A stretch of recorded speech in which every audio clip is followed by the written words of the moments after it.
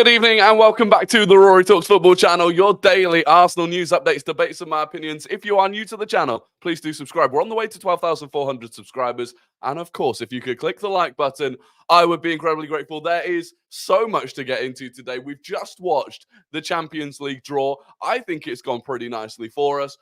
Deadline day is tomorrow. We're getting linked left, right and centre. And yeah, it's gonna be a good show, and there are loads of you already here, which we absolutely love to see. VV Vlad, top player, Pekka, Woodsy, they were just all having a conversation by themselves. Emilio, Saliba, Shea, Leeds Gunner is here as well. Hamilton, Ross Lawman, Daryl Mako, Hannah, Jack Sachs, Chris, Icarus, Gareth, Ryan Henderson, Devin, Ross Lawman, and many more. It's good to see you all. But look, let's get straight into things. What's going to happen on the last game of the week of the UCL? All teams must play at the same time. So that's 18 games all at once. Otherwise, teams can know what they need to qualify. Yeah, there will be 18 games at once. Yeah, it'll be mental. This is why, as it stands, we don't know when the fixtures are. And the reason is, it is genuinely going to take them. They're releasing the actual fixtures on Saturday. And the reason is there is going to be so much work in the next 2 days for them to actually figure out how to schedule the fixtures, because all of the week 1 games are in the same week. So the opening week of the Champions League is the 17th to the 19th of September, including a Thursday. So they have to figure that out, and then they've got to figure out the end of it as well. So yeah, it is going to be a madness for them to figure that out, but we won't know until Saturday. Anyway, look, let's just get straight into, for those that haven't seen it, I assume most people have seen it, but for those that haven't, this is the Champions League, and this is us. This is us.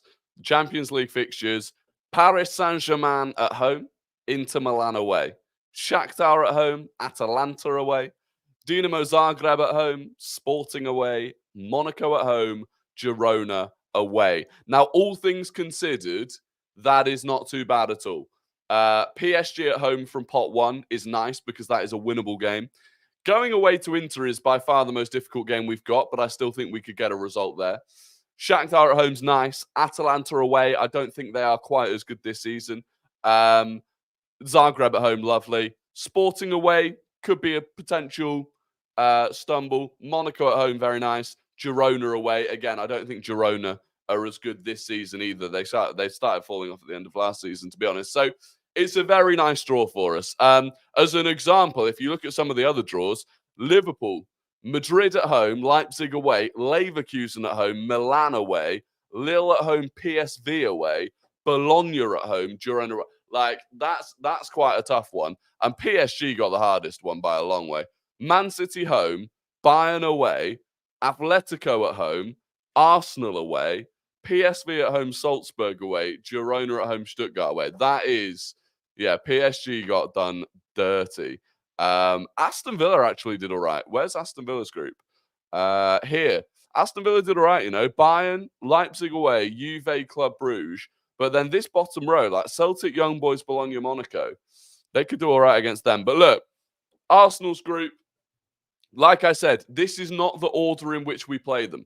We do not know the order in which we play them yet. So ideally, the one big game, right, is straight after the international. Obviously, we play Brighton at the weekend, international break. Straight after the international break, we have Spurs away, UCL game midweek, City away. Now, worst case scenario, that Champions League game could be Inter away, and it could be on the Thursday, because it's Tuesday, Wednesday, and Thursday for the opening round. So worst case scenario is we're away on the Thursday night and then play Man City on the Sunday.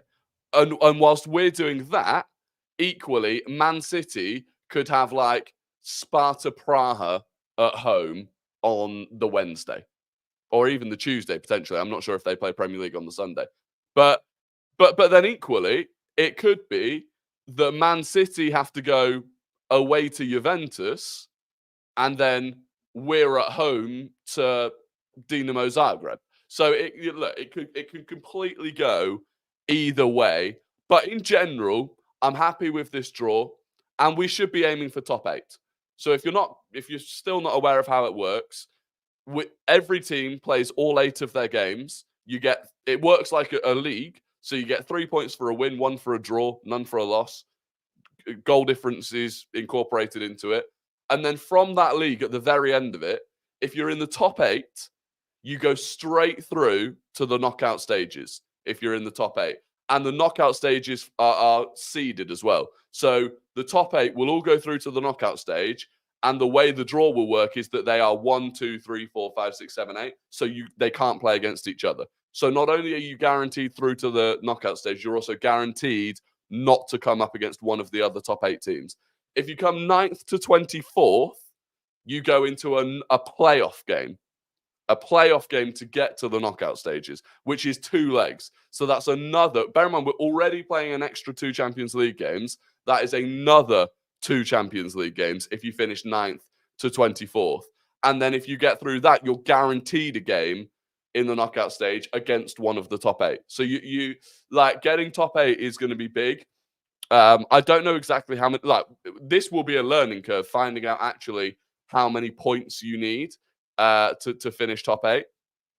But yeah, it would be massive for us if we do. And then if you're 25th to 36th in the league, you're out. You're gone. And you don't drop down into the Europa League. That is completely done. So the final Champions League phase game is at the end of January. But there you go. There you go. Predictions for the top 8. It's tricky, right? Because in theory, obviously there are 9 teams that are in pot 1, and they're the top 9 teams. I'd say Real Madrid will do it. They've got a decent group. City will do it. They've got a decent group. Bayern will probably do it. They've got a decent group. I don't think PSG will do it. Liverpool could struggle a little bit. Inter Milan may do it. Dortmund, I don't think will do it. Although, actually, they've got a nice draw. Other than Barca and Real, they've got a nice draw. Leipzig won't do it. Barca, I don't know. It's going to be tough when you actually look at it, getting top 8. Because even like Leverkusen have got an all right. Well, I don't know. It's going to be tough. You're going to need a fair number of points. I reckon you probably need to win. We probably need to win 5.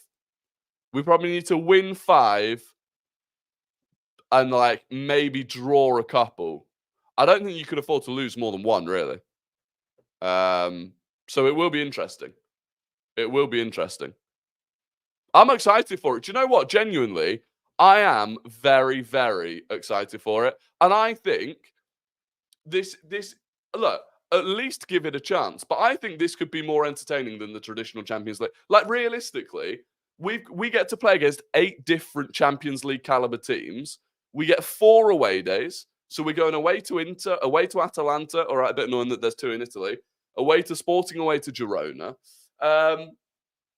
You've got some massive games. You know, you've got across the board, you've got massive games. Like, it's got potential. It genuinely has potential. And that's before you then get to the knockout stages where the big teams play each other again. So it's exciting. It is exciting. Is the 9th to the 24th playoff spots going to be done same as the championship playoffs? So 9th versus 24th, 10th versus... Yes. Yeah. So if you finish 9th, you'll play against the team that finishes 24th. If you finish 10th, you'll play against the team that finishes 23rd. So in theory, look, if you finish 9th, 10th, 11th, you're probably going to be all right in terms of the team that you come up against in the playoff game probably won't be too much of a challenge. But it's just an unnecessary 2 games. Because it's an extra 2 games in February that you just don't need. You just do not need them. Especially if, for example, right, if we're in, you know, obviously it's early at that point, but you're in a title race in February. If Man City and Liverpool, for example, are both in the top 8 and we're not, and during that time we've got to go and do an extra 2 Champions League games and they don't, you just don't want it. You just don't want it. It's so many extra games. We need that extra depth. Well, it's a fair point. It's a fair point. There is, if you finish outside the top 8 but want to win the Champions League, that's 17 Champions League games. If you were to fit, because you got the 8 league phase games, you got 2 more than normal and an extra 2. In total, if you went on to win it, having finished 9th to 24th, you'd have played 17 Champions League games, which is unbelievable. I mean, that's pushing nearly half of the Premier League season's worth of games in the Champions League. 6 out of 8 wins. Yeah, look, 6 out of 8 wins is doable. You just have to be... The thing is, right, 6 out of 8 wins means you just have to be absolutely clinical against the lesser 6 teams. Now, PSG at home, I actually think we can beat. But there you go. Does this format make it more credible getting to the final, unlike in the past where a team could fluke its way to the final, i.e. Chelsea? Yes. Yes, it does, because you have to be consistently good in the league phase, really. So there you go. Yeah, I was thinking Sporting away. If I see this at Sporting away and he's not in an Arsenal shirt, I'm going to be crying on stream. So hopefully, honestly, we've got an opportunity now. Sign Victor Gyökeres today. We weaken one of our Champions League opposition. But there we go. Is Europa same format? Yes. Europa is the same format.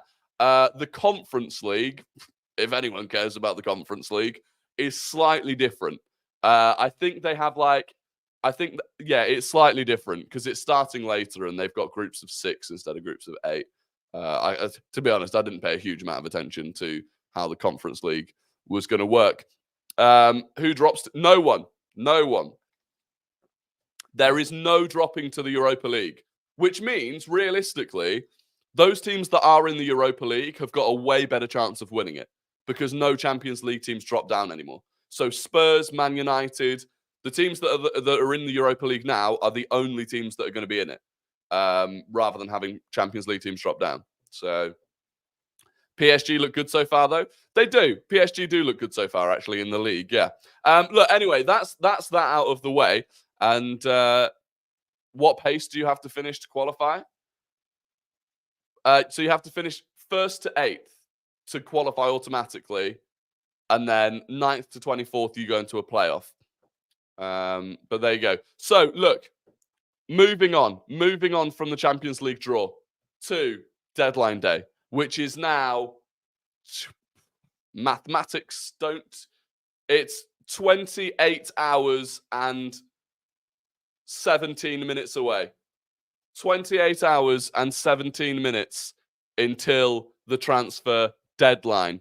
And the big one that came out today and the one that we predicted, Team News and Ticks, Arsenal have been offered Raheem Sterling by the players' representatives, and he would be willing to take a very significant pay cut to join Arsenal. Arsenal have said a salary that they would be willing to offer. Raheem Sterling has accepted this number. Chelsea want to let go of Raheem Sterling on a permanent deal. However, Arsenal, as well as all of the other interested teams, are not interested in paying a fee. A contract termination is unlikely, with the player's situation described as incredibly messy. Raheem Sterling people have said that it would be his dream to move to Arsenal. What do we think? Would you take it at this point? Would you take Raheem Sterling at this point on a massive pay cut without paying a fee for him? I probably would. I think we hold all the cards, right? At the end of the day, Chelsea have got just over 24 hours to get Sterling off the books. Because as it stands, they've exiled him, they've banished him from training, but he's on 325 grand a week until 2027. So we hold all the cards. We don't have to sign him. We need to sign someone, in my opinion, but Arsenal will negotiate and say, look, we're happy with the squad we've got. So take it or leave it. I would take you, Rory, on the wing at this point. Wow. I don't know if you've ever seen me try and do a Ronaldo chop, but no. The Brozier deal fell through. Yeah, deals are falling through left, right, and centre for Chelsea. Brozier fell through. Chalobah's still there. Sterling's still there. Chilwell's still there. They need to start getting rid of players. So, Raheem Sterling for me. Look, at the end of the day, if you get him on relatively low wages, you don't pay a fee for him. He's 29 years old. He is still a talented player. He's been there and done it. Arteta has worked with him before. I mean, Arteta literally last week was asked about Raheem Sterling's situation at Chelsea. He said, my time with him was exceptional. I think we built a really strong relationship together. He was unbelievable at the time that we worked together. He's someone that I really have strong feelings about. So Arteta loves him. And for me at that point, it almost becomes another Trossard. You know, you're not bringing Sterling in necessarily to be the guy that takes you to the next level, but we know we need depth right now. The key thing for us is depth. Well, Sterling can play off the right, he can play off the left. He is good enough to fill in where necessary. He's a better option than Reece Nelson. I'm open to it. But that was when he was in his prime. But even when he left City, he was still comfortably good enough. Now, if you judge him purely based on Chelsea, yeah, he's not good enough. But nor was Havertz. Take them out of Chelsea. I mean, even in pre-season, he didn't look too bad. Look. Am I trying to cope? A little bit. But I genuinely don't think it would be a bad option. He's not better than Martinelli or Trossard, but he doesn't need to be better than Martinelli or Trossard. He needs to be better than Reece Nelson or just another body, to be honest. Like, if you could bring on Raheem Sterling, FOTMob check, yeah, okay, we'll do a FOTMob check. Let's do a FOTMob. But really, I'm actually more interested in seeing him at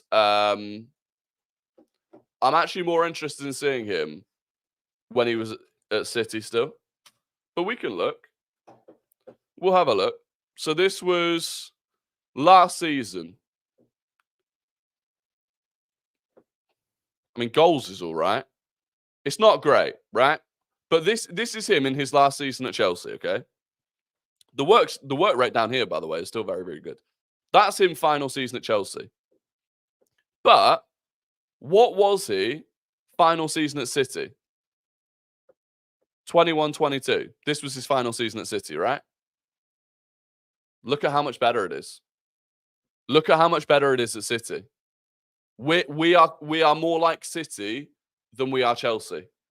And all of it is so much better, right? And so this is what you could potentially get out of him. Interestingly, actually worked less down here when he was at City than he did at Chelsea.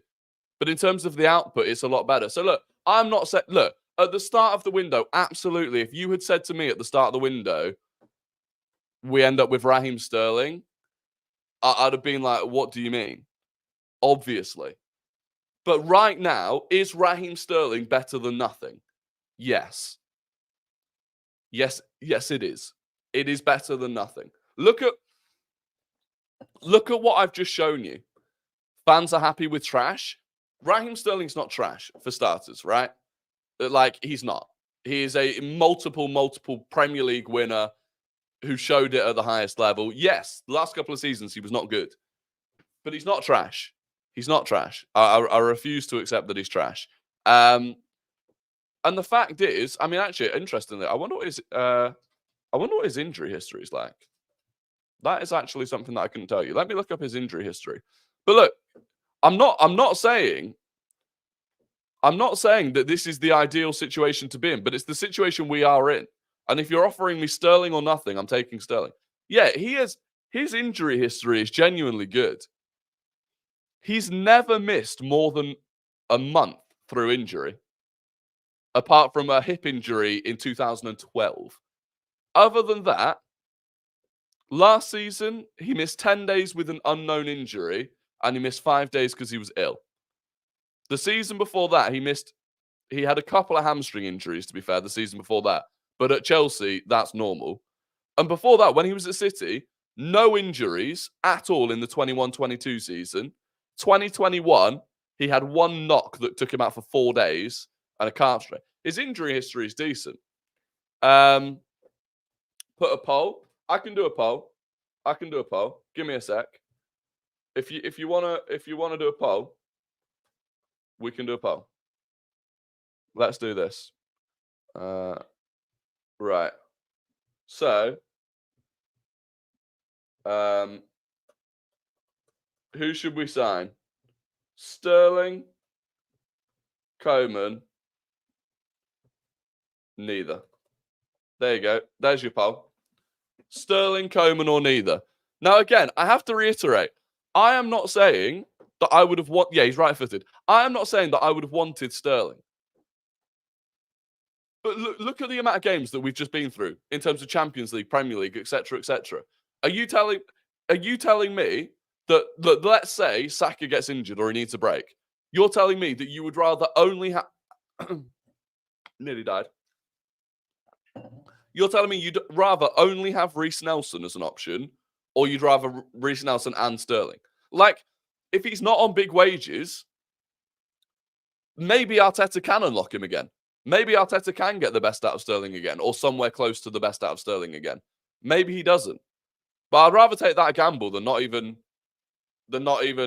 you know, Coman is too injured. Right, so these are the other links today, right? Kingsley Coman is the other links today. So this originally it came from Sammy Mockbell this morning. Arsenal have explored a transfer swoop for Kingsley Coman. Alex Crook from TalkSport then said Kingsley Coman has been offered to Arsenal. Bayern Munich are keen to get the Frenchman off their wage bill, and Arsenal would consider bringing in another wide player before the transfer deadline tomorrow.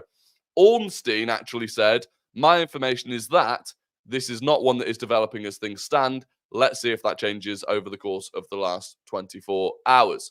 So Ornstein doesn't think that Coman is on. I would massively prefer Sterling to Coman. If you offered me both, Sterling, I think, is a year older than Coman, but the injury history is absolutely wild. Comparing Sterling's injury history to Coman's is unbelievable. Sterling's done it in the Premier League. He's worked with Arteta. He's ready to go now. For me, Sterling would be preferable. And Coman's on massive wages as well.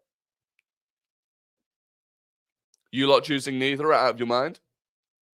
Let's look at it. Right, 58% are on Sterling, 27% are on Coman, 15% are on neither. I agree. I don't know why would you want neither? We're not talking about paying Sterling 300 grand a week. We're not talking about paying Chelsea for Sterling. We're talking about bringing Sterling in on a massively reduced wage and not paying like a fee. It's not a gamble, it's suicidal. You gamble on people who are young, not 30 years old, for a winger who's... Okay, he's 29 years old. If you could get a Sterling on a deal where it's like 2 years... What if we get him on a Jorginho contract? 2 years plus one. There's no real gamble there. If he's taken a massive pay cut, you get him on 2 years plus one. I don't think that's a massive gamble. What is a massive gamble? What we have right now is a massive gamble. No matter which way you look at it, going into the season with the attack that we currently have is a massive gamble. We don't know how long Gabriel Jesus is out for. We don't know if Martinelli is going to re-find form. And Reece Nelson is Reece Nelson, who Arteta doesn't trust. And by the way, Reece Nelson, whenever he's had to play significant games, or if he's ever even had the chance to play significant games, has massively struggled with his own injuries. Like, right now, we are gambling. So I feel like it's less of a gamble to bring in a proven quality player in Raheem Sterling than it is to just carry on as we are. Coman is also a massive gamble because of his injury history. He's also on massive wages. Now, if there was another option out there, if people were turning around and say, well, you know, if Pedro Neto was still available, or Elise was still available, or Nico Williams was possible, then I'd be absolutely obviously saying we need to be going for them. But the situation we're in is that in 28 hours' time, if we haven't signed a player, we're going into next season with a very weak attack in terms of the depth of the attack, obviously. That's just the reality. Now, there were some links to Ivan Toney today. They came from basically every C-tier source, not even C-tier, every like mediocre source you can think of. Footy Insider, Team Talk, they all ran a thing about Ivan Toney today, saying that Arsenal held talks with Ivan Toney's agents, CAS Stella, earlier today. The Englishman is open to joining the Gunners and Arsenal are seriously considering a £50 million bid for Toney. Horseshit. Horse shit. If we were going to sign Toney, we'd already have done it, right? Because Ivan Toney was a target for us months and months and months ago. And he met with Arsenal, and apparently the rumour is Arteta really didn't fucking like him. And that, at that point, is not going to change. There is no reason that we would come back in for him this close to deadline day when Saudi want him, like, and 50 million quid. That's not going to happen. It's not like, it's just not. So yeah, it's Sterling, Coman, or going into the season ill prepared, in my opinion. The only other, so the other link that we had today, this was fun. This came from a guy called Christopher Michel. Arsenal want to hold talks after the transfer window shuts with Rosenborg for the signing of Sverre Halseth Nypan. The club aim to bring the 17-year-old to the Emirates in January 2025 and believe he could have a similar development to Martin Odegaard. We'll bring him up. Why not? This is, what was his name? Nypan. This guy. Sverre Halseth Nypan. 17 years old, Norwegian, central midfielder. 5 goals and 6 assists in 16 starts last season. Well, this season, whatever season that was. 2024. I mean, that's filthy. That's some green. That's some absolute greenery. That's not ideal. That's not ideal. Has to be said. Outside of that, decent dribbler of the ball. I've never watched him play. I'd never heard of him until today. But Jules, little Jewel winner. You like to see it? Ah, look. Haven't got a clue. But anyway, apparently we want to speak with Rosenborg after the deadline to bring him in January. So, look, well, I suppose that's just one to keep an eye on. But really doesn't help us right now. It really doesn't help us right now. Rory, you're flying, nearly 600 viewers. Yeah, unbelievable. By the way, if you haven't already, please do subscribe if you're one of the new people. And also, if you could click the like button. If everyone right now, just pause right now and just go down and click the like button. And then we'll carry on. That would be sensational.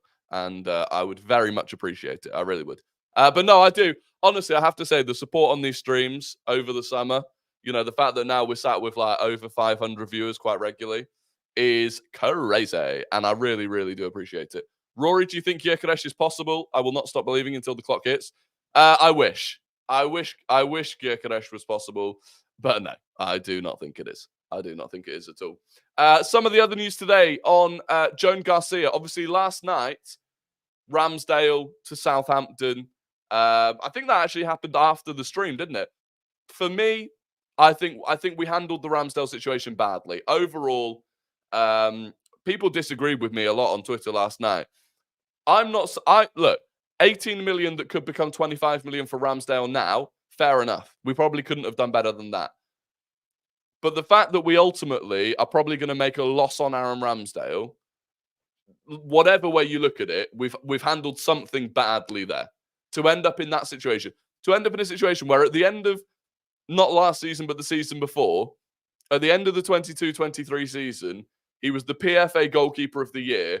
He'd been in a title race, one of the best goalkeepers in the world at the age of 25 and English. Like, to end up losing him for less than we paid for him when we bought him from a championship team off the back of, he'd had 3 relegation. Like, it's and then people say, oh yeah, but his wages, we needed to get the wages off the book. We gave him the wages.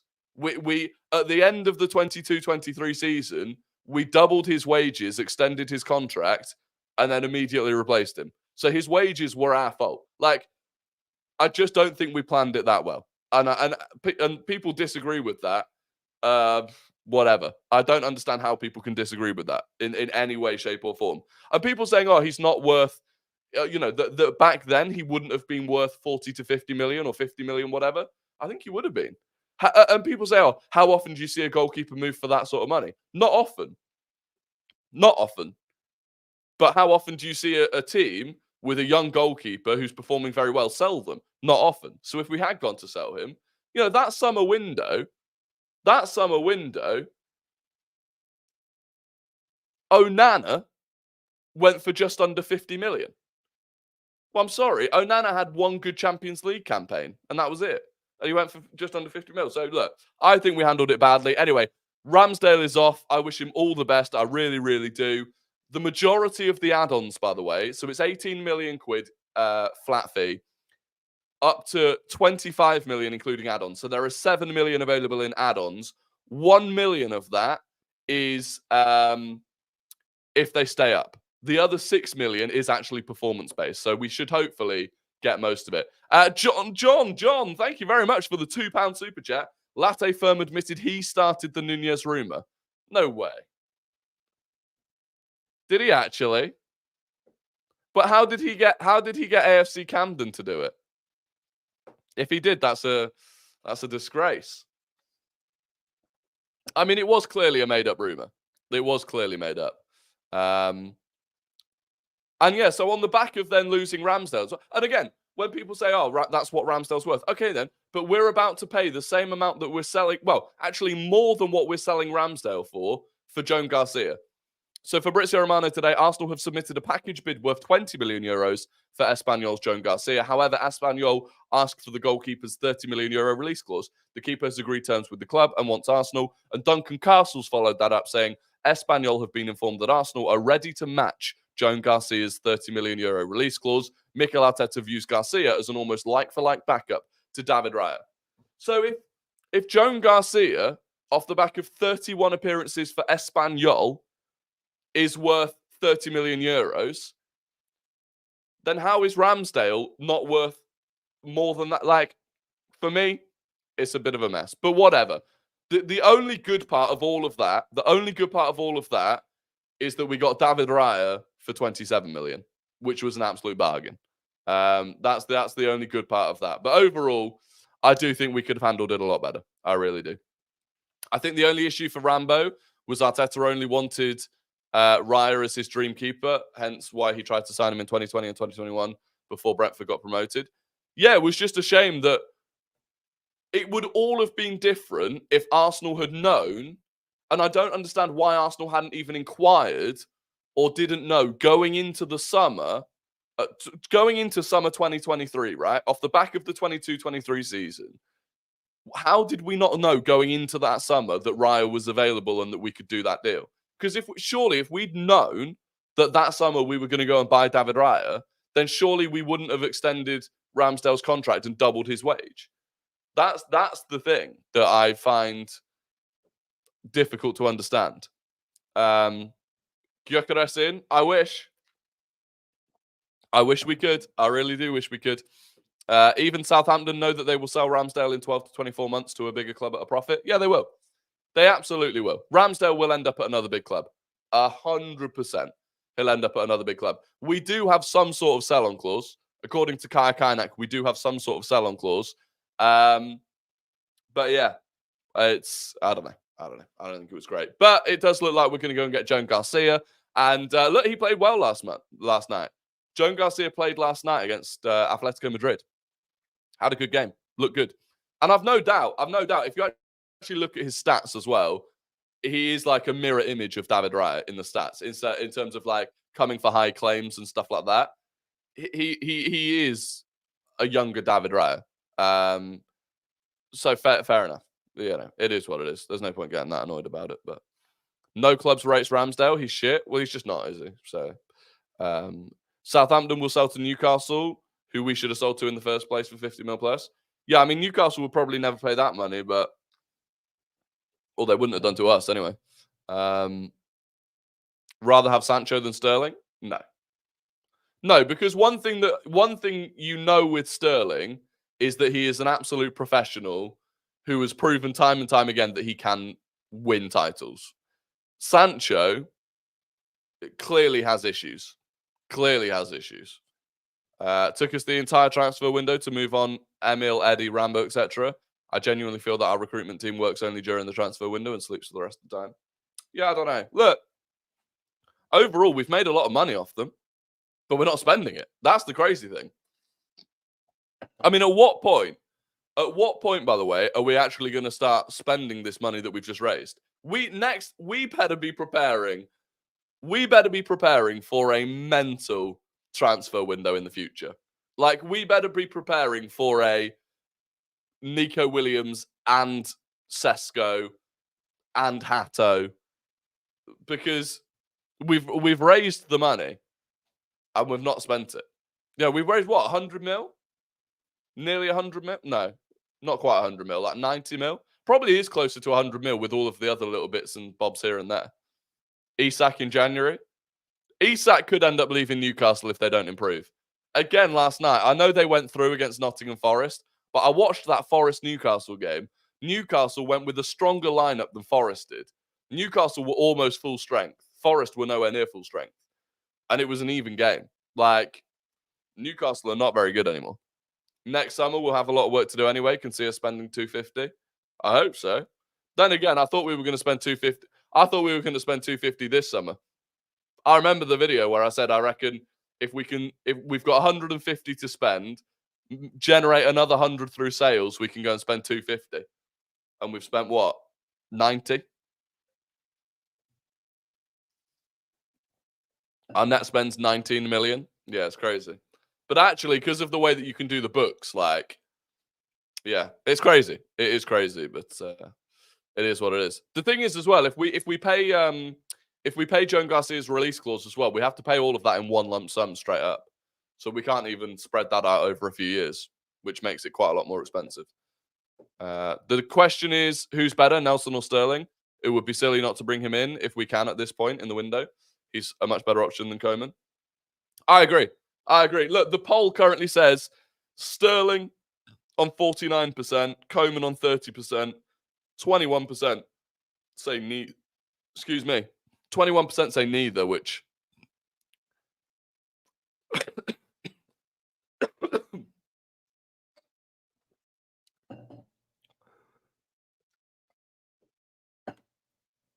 nearly died. But yeah, the 21% that say neither, I actually nearly died then. I think I might actually be dying. Darmesh Sheth Bomber. Darmesh is... You good? I'm good. I just did nearly die. 20 minutes before deadline, Sterling loan on 175k. We will be there. I'll take anything. I'll take Sterling. Sterling's the one. Sterling is the one. At this point, stay alive. Honestly, it's this transfer window. It's this transfer window that's killing me. No, Sterling is the best of the remaining options, and I truly believe that. What's Darmesh saying? Come on now. What's Darmesh saying?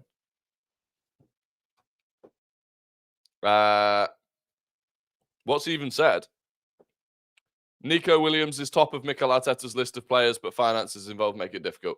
Yeah, that is classic Sky Sports being about 4 months behind the actual news.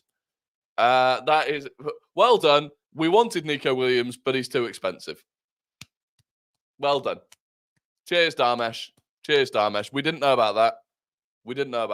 This is why I'm telling you, people that still watch the legacy medias, people that still watch like Sky Sports and stuff, they're so far behind. It is amusing.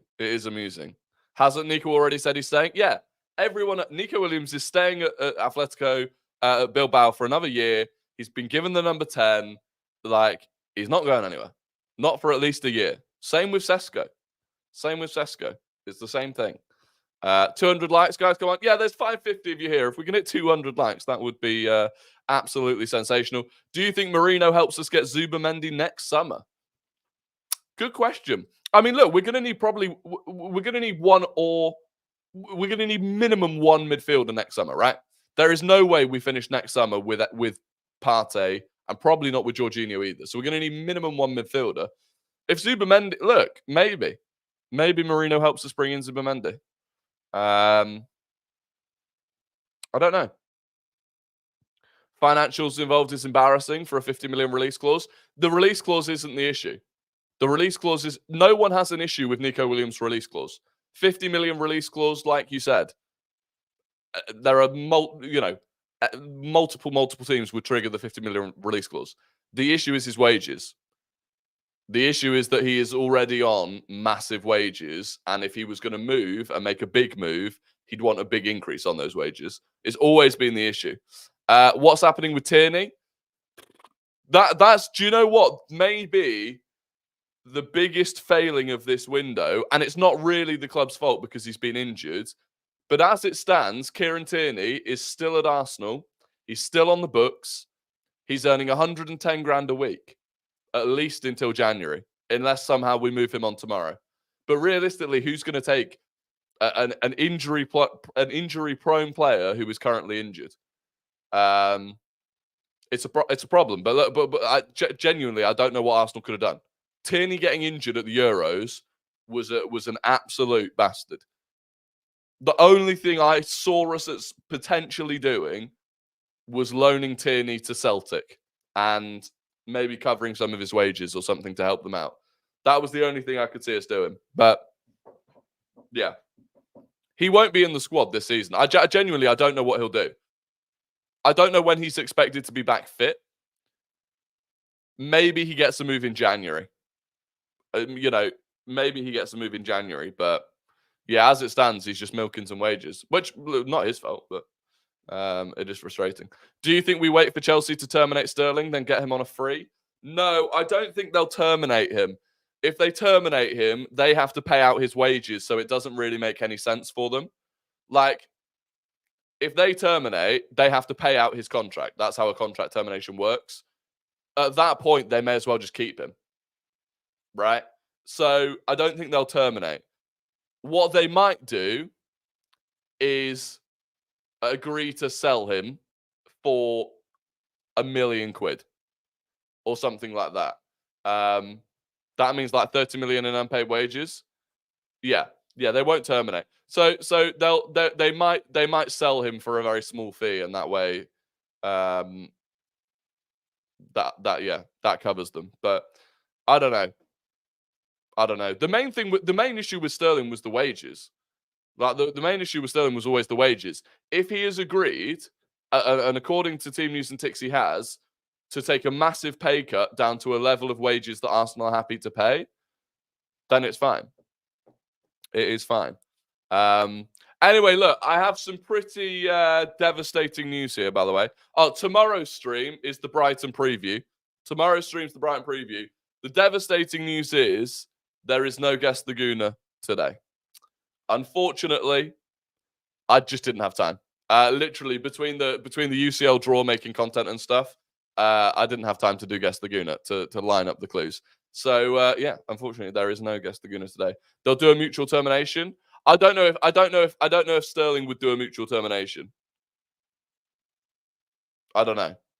Maybe. But there we go. No, look, this is going to be the end of the stream. It is going to be the end of the stream. I'll be back tomorrow. And by the way, as well, on Saturday, we're doing a watch-along for West Ham against Man City.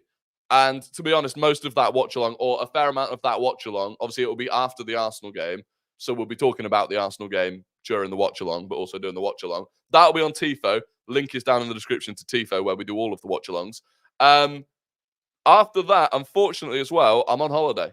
I'm going on holiday after, on Monday. So unfortunately, there will be no streams for a couple of weeks after the final YouTube stream will be tomorrow, the Brighton preview, and then there won't be streams for a couple of weeks. I might try and upload some small YouTube videos whilst I'm away if there are things to talk about. But for that, I can only apologize. But I needed a holiday, and the international break is the perfect time to do it. So it is what it is. But look, I do massively appreciate all of the support. Like I said, if you could like and subscribe before you jump off. And other than that, I hope you have an absolutely fantastic evening, and I will catch you all tomorrow. Goodbye.